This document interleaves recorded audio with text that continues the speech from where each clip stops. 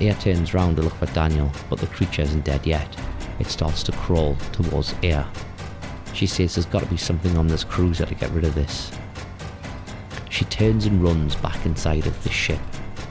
She goes to the map and then states must get to the engine room. Just then the creature opens a door behind her to follow. Aya opens a second door and moves through with the creature in tow. She runs through several corridors but she cannot escape it. She runs down some stairs, through more corridors to a set of ladders which brings her to the engine room. She runs up the engine and says if the boiler pressure shoots up, I can blow the ship to bits. The creature then falls down the hole and hits the ground next to her. She talks to it to say, do you know where we are? The alarms then go off in the ship. She says we're in Hell's Kitchen. She runs to escape, but the creature still follows. As we get through the last door, there's some CG, and air goes through the door and the boiler starts to shoot steam.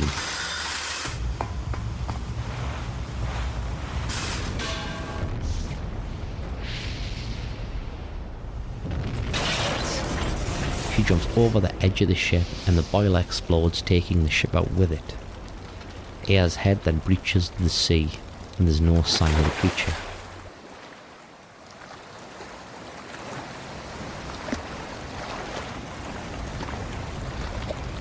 Back on land, Aya, Maida and Daniel look out from the pier. Daniel says it's finally over. Aya speaks saying, I don't understand, why do I have this power? Maida tells her, it's because Maya is inside you too, Aya. She questions this and Daniel tells her, when your mother and your sister died, they transplanted a part of your sister into you. When you were 7, you probably don't remember, but you were born with a defect in your right eye, and Maya's cornea was transplanted into it. Maida tells her, it said when you have an extreme experience, what you see is branded onto the cornea, but this hasn't been scientifically proven. Aya says that was Maya's last memory, that was the last thing she ever saw. He tells her, as for the mitochondria, that was in Aya's body. I think it underwent a different evolutionary change than Eve. By living symbiotically with Aya's mitochondria, it still possessed Eve's power. From there, it evolved to the point where it could live symbiotically with the human nucleus. He continues to say, starting with the incident in Japan, and now with this, I wonder if this is a message to all of mankind. Daniel asks what type of message it could be, and he says, how can I explain? If the Earth is a single human being, we humans invade the Earth and become viruses that are out of control. We are in essence upsetting the natural balance of the body. This is definitely utter destruction. Daniel tries to protest, but Maida says, you see, humans are in essence parasites. And we can say we are parasites, and the world is our host. The team goes silent, and Daniel says, look, the sun is coming up. And we get some CG to show the sun rising out of the water. We conclude the game with an end scene. We're back at Carnegie Hall, and a police car pulls up outside. Ben gets out of the passenger seat with Daniel driving. He goes to the rear and opens the door and says, come on, Aya, take my hand. Ben thanks him and Daniel gets out the car, saying, I'm not too good with these social events. Ben says, not me, I love these things. And Aya tells him we have to make up for Christmas Eve. Maida joins them and says, this is my first time as well, I'm nervous. That's when Ben teases Maida and says that's because you're with Aya and she's dressed up and pretty. Everyone moves inside. We see Aya and Maida sat down. Maida says Daniel and Ben are late on there. When Aya tells him the best hurry, it's going to start any minute now. Aya asks him what's wrong, that he seems tense. He stammers and she asks what. He goes to speak to say, since I'm going back to Japan tomorrow, I might as well as. He gets cut off by Ben showing up, pushing Maida out the way. He says, move Maida, I want to sit next to Aya. Daniel apologises for being late and the play starts. And it's the same play as before, but this time without Melissa. The same scene plays out as at the start of the game.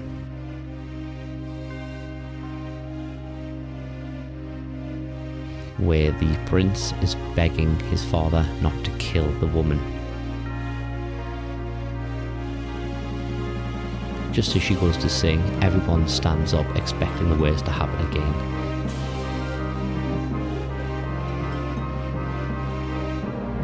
However, all that happens is the audience tells them to sit back down. They apologise and the singing starts again.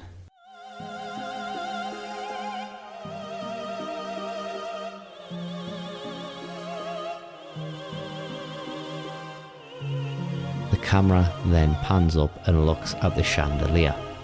We then get a bit of FMV. The camera looks at Aya and we see her eyes and they light up as her mitochondria are active. However, Daniel's eyes light up as well as Maida's, and the camera zooms out, showing the entire audience, suggesting their mitochondria has also evolved. We then roll credits. However, we drop to the menu and we get a new game plus. And now we move to the map. There's a Chrysler building, and this building is 77 floors high. And on every floor, except one, and then every number ending in 0, 10, 20, 30, 40, 50, 60, and 70 through to 77 are randomized, and it's like a maze. And you can save every 10 floors. It takes somewhere between 5 and 6 hours to battle all the enemies and reach the top. However, once we get there, this gives us the true ending of the game. Aya fights through every floor to the building. As she gets closer to the top, more gel appears everywhere. And when she finally gets there, there is a cocoon-like structure. She approaches it, and a heartbeat is heard and fades.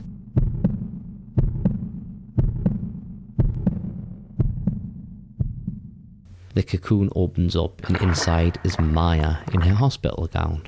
Aya says, "My eyes." And the little girl says, "No, I am really here. What you're seeing isn't an illusion." Aya calls her by name and says, "You're Maya, aren't you?" And the little girl laughs, saying, "You're wrong again. I am the original Eve." The mitochondria of Melissa was transplanted from this young body. Hans Clamp gave my cornea to you, and after giving my kidneys to Melissa, he continued to culture my liver cells in order to study the original me. As Melissa's body was giving birth to the ultimate being, I made a nest here, just in case Melissa or the ultimate being failed. At least the purebred would survive. This body belongs to your sister and it's been cultured from the real thing. Aya says that's not true, but Eve replies and says, "Do you want to chat with your sister?" The little girl then reverts to Maya and says, "Who are you?" And Aya says, "Maya, to me, do you know me?" Maya asks, "How do you know my name? Where's mum and dad? Where's Aya?" "I was in the car with mum, and then my body got really hot. Where am I?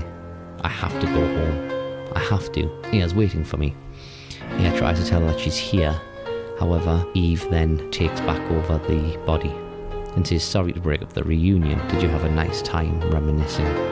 Aya then raises a gun and Eve says, "You're challenging me, a purebred." She then says, "Just remember, this body belongs to your sister." There's one final battle now with the last Eve, who's incredibly tough and it's probably the toughest of the game. However, Aya does win and she says Maya, and then complains that her body's getting hot again. Aya starts hearing a voice in her head that says, "I have awakened." Aya questions the voice, saying it's coming from within my body. The voice says the time has finally arrived. Aya then realizes his voice is Eve, and Eve explains, "Until a while ago, Maya's body had the most evolutionary form of mitochondria, but now your mitochondria has surpassed Maya's. I am now the highest form of mitochondria ever present." This is what evolution is all about. Survival of the fittest. Humans are the same. All knowledge and technology you see is about competition. In war, you use that knowledge and technology to determine who will survive. It's the same in the animal kingdom, where they tear apart their prey. Aya tells her to stop it, but Eve replies, "Impossible. We have survived war. The time has come for us to be released." Another voice then says stop, which confuses Aya. Then she's told, "Don't interfere." Eve says, "What? There are others too, other than you and I?" Aya then realizes it's Maya. Maya tells Eve this place belongs to me and Aya, and they have a bit of a battle. Eve speaks, saying she's losing consciousness, and Maya says, "Aya's waiting for me." Eve then disappears, and Aya says, "My body is back to normal before Eve ever came along, before I came to have all that power." She says, "Maya, I've been waiting. I've always been waiting for you to come home with Mum, and I've always been looking for the other me. But you've always been with me, haven't you? Always, all this time. Let's go home, Maya. Let's go back for good. We fade to black and we get a second credit roll, this time with some music. And some pictures from all the FMV of the game.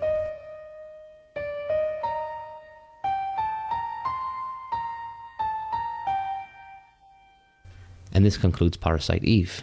So I hope you've enjoyed it. I know it's been probably a bit longer than expected, 6 episodes. I wasn't really sure how it would go. I mean, I've really enjoyed replaying this game from when I was younger. The story makes a lot more sense now, and it's just something that I think probably Squaresoft at the time were experimenting with.